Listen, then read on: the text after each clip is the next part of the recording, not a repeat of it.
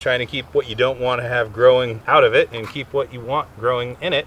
Hey, I'm John Fowkes. Let's grow someplace.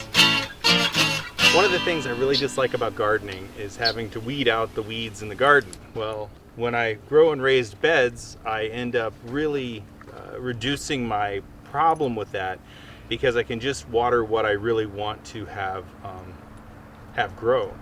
But something I do end up with is a lot of weeds in between, and I'm not into weeding, so obviously I end up with handfuls of extra grass growing on the sides.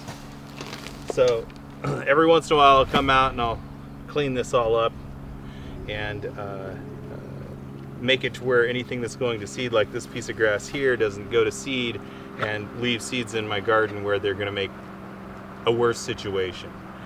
This will just be cleaned up when you get back. Isn't that nice? So see you at the other end of this weeding progression.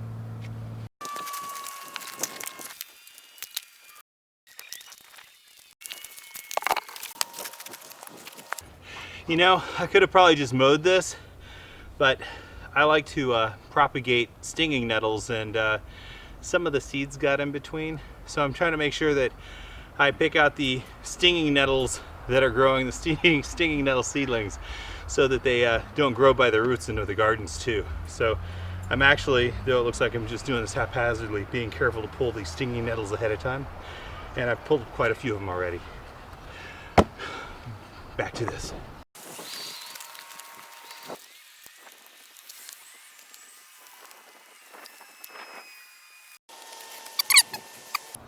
Yeah, okay, so I found two more of the stinging nettles the hard way, so my arms will be burning for a little while. For me, it doesn't really matter. I'm used to it.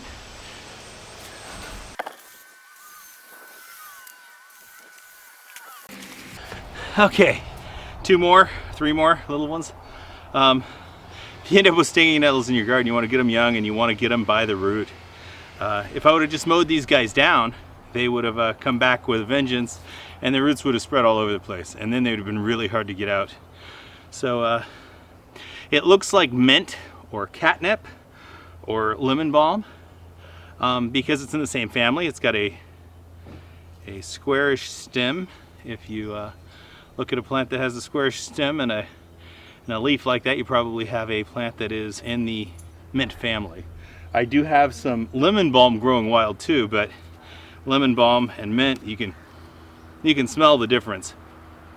In this case, this smells more like, I don't know, it's got its own smell. It's not like mint and it's not like lemon balm. They have completely different smell to them. So yeah, beware of stinging nettle getting into your garden. Stop it early in the Northwest. It grows great here. It's also very delicious, actually. You can eat it. But in this case, I just want it gone for today.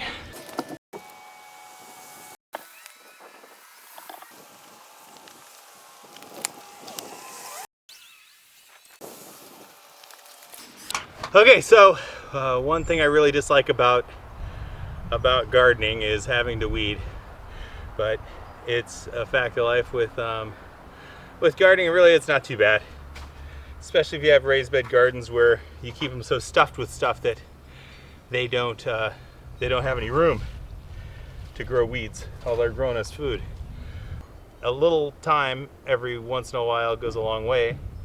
Especially if you're in a raised bed situation like I am, where you've got so much in it that a weed can't grow there. When it all comes down to it, it's a delicious little pastime and really healthy for you. So keep it up. Feel free to like and subscribe. I'll see you in the next video. Grow someplace.